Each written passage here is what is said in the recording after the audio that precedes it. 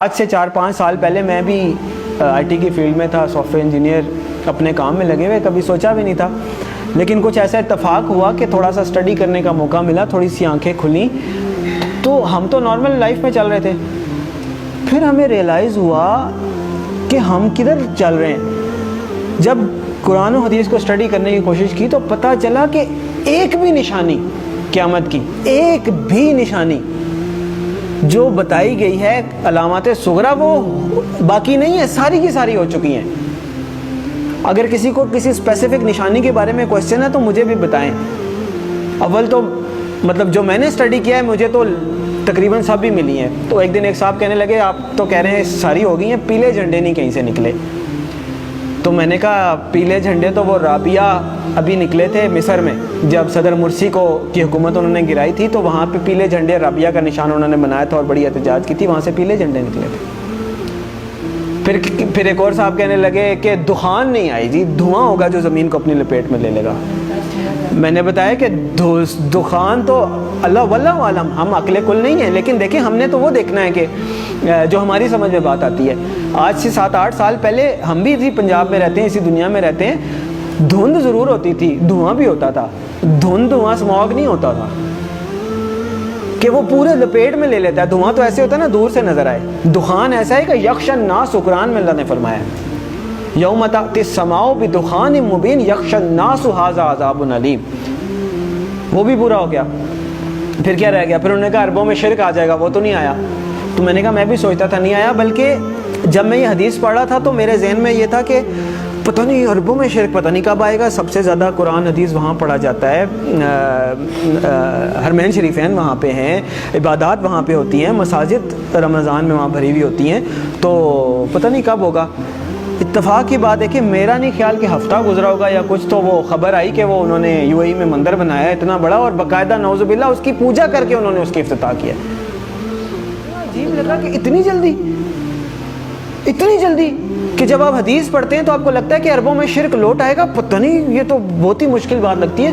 اور ہم نے مطلب ایک ہوتا ہے سالوں گزر جائیں پھر بھی بات ہے، وہ ادھر پڑا ادھر وہ بات ہوگی۔ تو ایک بھی نشانی مجھے نہیں ملی، اگر کسی صاحب کو ملی ہے تو مجھے بھی بتائیں۔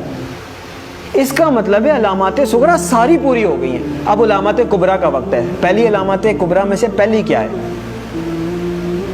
امام المہدی کا ظہور پہلی علامات کبریٰ میں سے پہلی بڑی نشانی ہے۔ دوسری ہے دجال کا ظہور، تیسری ہے حضرت عیسیٰ علیہ السلام کا حضرت عیسیٰ علیہ السلام کا آسمان سے آنا واپس، چوتھی ہے یاجوج ماجوج۔ 4 یہ نشانیاں ہیں قیامت کی علامات کبریٰ۔ پھر 2 اور نشانیاں ہیں، سورج کا مغرب سے نکلنا اور دعوت الارض کا نکلنا۔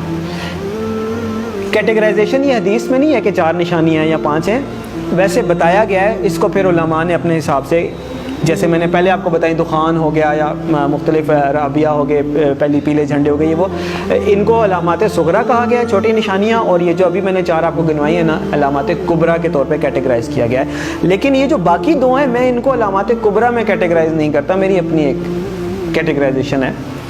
کیوں؟ اس لیے کہ آپ صلی اللہ علیہ وسلم نے فرمایا کہ جب دعوت الارض نکل آئے یا سورج مغرب سے نکل آئے پھر کسی کی توبہ قبول نہیں ہے، جو ہے جیسے ہے ویسے ہے، کوئی نیک ہے نیک ہے، بد ہے بد ہے، کافر ہے کافر ہے، مسلمان ہے مسلمان، پھر کسی کی توبہ قبول نہیں ہے۔ اس کا مطلب یہ ہے کہ یہ جو 2 نشانیاں یہ قیامت قائم ہونے کے واقعات ہیں، وہ تو ایک قسم کی قائم ہو گئی نا قیامت۔ تو جو نشانی تو وہ ہے کہ آپ الرٹ ہے، نشانی ہے بھائی آنے والی ہے، تیار ہو جائیں۔ تو جب آ گئی تو پھر تو نہ توبہ ہے نہ کچھ ہے، پھر تو نشانی نہ ہوئی، پھر تو ہو ہی گئی۔ جب توبہ ہی نہیں قبول، اس کے بعد آپ کوئی چینج ہی نہیں، ایکسیپٹنس۔ تو اس لیے 4 نشانیاں قیامت قائم ہونے کی ہیں، اس وقت تک پھر بھی چانس ہوگا، ایون دجال کے آنے کے بعد بھی چانس ہوگا اگر کوئی توبہ کرتا ہے، اللہ توفیق دیتا ہے۔ حضرت عیسیٰ علیہ السلام دنیا میں آتے ہیں، چانس ہے، یاجوج ماجوج آتے ہیں، چانس ہے، لیکن اس کے بعد دعوت الارض نکل آیا یا سورج مغرب سے نکل آیا، پھر ختم۔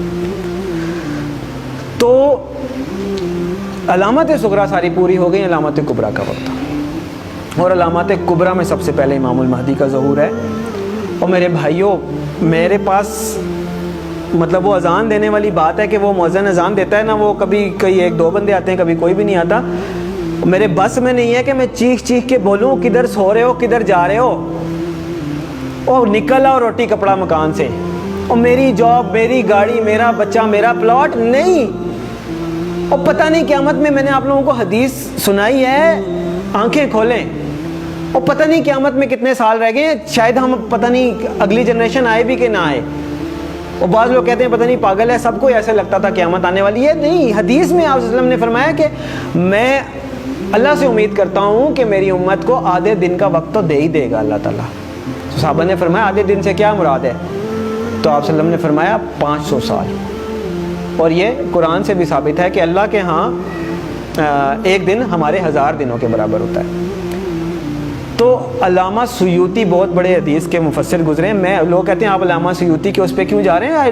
مطلب جو مفسرین گزر چکے ہیں حدیث کے انٹرپریٹیشن دے چکے ہیں، اب میں نے نئی تو نہیں دینی، اللہ معاف کرے. تو علامہ سیوطی رحمۃ اللہ علیہ نے اس کی انٹرپریٹیشن میں لکھا ہے کہ اس کا مطلب ہے کہ ایک دن کے بعد 1.5 دن، یعنی کہ پچھلی امتوں کو کسی کو 1 دن ملا، کسی کو آدھا دن ملا، کسی اس طرح، یعنی کسی کی عمر 1000 سال ہوئی، کسی کی 500 سال، مختلف. تو انہوں نے اپنے حساب سے بتایا کہ اس کا مطلب ہے 1 دن کے بعد آدھا دن اس امت کے لیے. یعنی باقیوں کو اگر 1 دن ملا ہے تو اللہ تعالیٰ اس امت کو آدھا دن مزید دے دے گا، باقیوں سے زیادہ تھوڑی سی مہلت دے دے گا. تو 1500 سال ہجری.